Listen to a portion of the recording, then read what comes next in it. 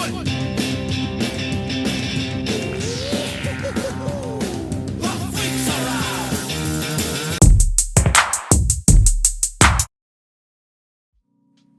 everyone, I'm the Leinster guy and welcome to Rugby Talk Reviews. We've got the biggest URC clash of the season coming up this weekend so far. Leinster versus Bulls both fighting for a top spot on the table and to get that top seed in the knockouts.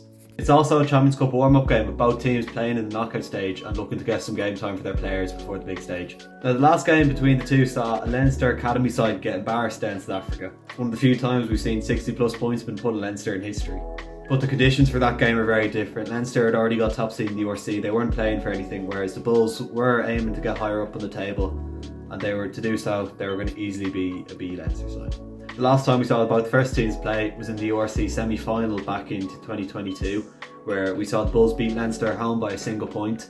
Now that was a Leinster that had just lost Champions Cup final and had just won the previous 4 URCs in a row, so it wasn't for debate that Leinster didn't hugely care about that game. But it's still an upcoming rivalry between these two teams, with Bulls having 2 wins and Leinster having 1. So as of now, my favourites are Leinster. With the squad that's going to be warming up for some Champions Cup next week, they're obviously going to be going for this game. They want to have a point to prove, they want to have momentum going into those knockout games. But again, the same thing goes for the Bulls. So now, onto the key players and how Leinster and Bulls can stop each other. So the man who caused the most trouble for Leinster last year is without a doubt Kurtley Arnza. This man is absolutely everywhere. He's the winger for the Springboks and he's such a fast player and he can get anywhere in the field at once. He managed to exploit every gap he found. For example, last year against Leinster, he was through here to score a try, go on the outside. He'd be in the midfield, find any gap in the defence, score a try. And that was largely because last year there was a lot of gaps in Leinster's defence that allowed him to do that. Especially when you go combine him with someone fast like Kane and Moody. They can just go up and they can pass to each other and they can pass to each other and score more tries. So these are without doubt the 2 players to watch, Kurtley Arnza and Kane and Moody. Last year down South Africa we saw a largely new developing Leinster side. But because of the nature of this game being a Champions Cup warm-up, we're going to be seeing the best Leinster squad and some of the best defensive players in the world. Leinster without a doubt possess the most powerful back row in club rugby. We're going to be seeing the likes of Ryan Baird, Van der Fleer and either Conan or Doris at 8. And one of the best things full strength Leinster are doing is not leaving gaps in their defensive line. We saw this against La Rochelle where they didn't score 1 try and teams don't just do that to La Rochelle for fun. Especially when we're coming off scrums and we can see these athletic back row suddenly jump into the back line out of nowhere. So without a doubt not be seeing any gaps from Mr. Arnza and Mr. Moody to be getting through the line. So that means we're going to be seeing the Bulls take a much more physical approach to this game. There's no such thing as an easy scrum when playing a South African team and they're absolutely going to exploit this. We also can't be forgetting that, as well as trying to prove a point, say top the table, Leinster players are also not going to want to injure themselves ahead of next week and the weeks to come. So without doubt we'll be seeing a lot less physical Leinster than we normally see.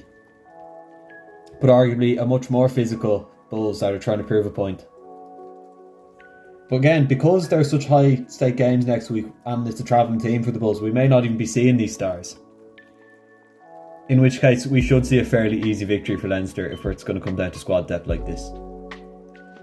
So what does the result of this game mean for the teams? Well, obviously the biggest prize for this game is momentum. Beating a team like Leinster, beating a team like Bulls is a massive, massive boost, and it's especially important when you're having the quarterfinals and the round of 16 back to back in the Champions Cup. Both these teams are favourites to win the Champions Cup as well, so we never know, they could even meet in the semi-final. In terms of the path for both teams, the Bulls have to play Lyon and then they could either play Northampton or Munster. And then Leinster have one of the toughest draws we've ever seen in Champions Cup history, which they have to play Leicester at home. And then they also have to go play either the Stormers or La Rochelle, again in Dublin, but not easy games. But this match could very well be a preview of a Heineken Cup semi-final. That match will be played in Dublin if it is to happen. Now in terms of the URC, both teams have essentially already qualified for the playoff competition. Leinster currently in first and Bulls currently in second. And many would argue that this could be a preview of the URC final as well as the Champions Cup knockout game and the game today. So thanks for watching this episode of Rugby Talk Reviews. Don't forget to follow the socials, plugged here. I'm at the Leinster Guy on TikTok and also run the Rugby Talk podcast page, the Rugby Talk news page, again on TikTok, and the Rugby Talk Instagram page.